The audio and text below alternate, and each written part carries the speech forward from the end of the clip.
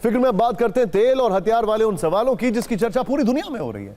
Finland की राजधानी Helsinki में आयोजित एक कार्यक्रम में भारत के विदेश मंत्री ने रूस से तेल खरीदने वाले सवाल पर जवाब दिया और यूरोपीय हथियार पर बड़ी बात की। यह पूछा गया कि रूस के प्रति बहुत ज्यादा सहानुभूति रखने और रूस से तेल खरीदने की इच्छा रखने के कारण आलोचना होती है। इस पर उन्होंने अमेरिका को मैसेज दिया। दूसरी बड़ी बात उन्होंने यूरोपीय हथियार के भारत विरोधी इस्तेमाल को लेकर कही। यह जवाब आज कूटनीति की दुनिया में ट्रेंडिंग है। इसे कहते हैं स्ट्रेट टॉक। यह पूरी दुनिया के लिए एग्जाम्पल है।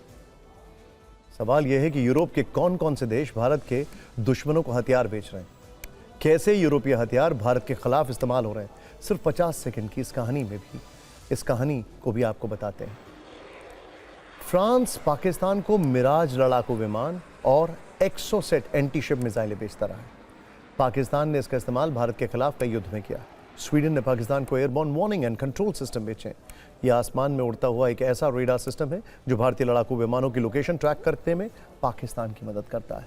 इसके अलावा ब्रिटेन और जर्मनी की नौसैनिक और सैन्य तकनीक पाकिस्तान को मिली है। जर्मनी ने पाकिस्तान की नौसेना को ऑगस्टा सबमरीन के लिए तकनीक और स्पेयर पार्ट्स की मदद की है। ब्रिटेन ने भी पाकिस्तान को कई बार रक्षा उपकरण और हथियार प्रणालियां दी हैं जो भारतीय सीमाओं पर तैनात की गई हैं। पाकिस्तान ने कई बार इनका इस्तेमाल भारत के खिलाफ किया है। सिर्फ इतना ही नहीं, यूरोपीय इंजन और पार्ट्स पर चलने वाले कई चीनी हथियार हैं जिसका इस्तेमाल चीन और पाकिस्तान दोनों देशों ने भारत के खिलाफ किया। चीन पाकिस्तान को सबसे ज्यादा JF-17 लड़ाकू विमान, युद्धपोत और टैंक बेचता रहा है।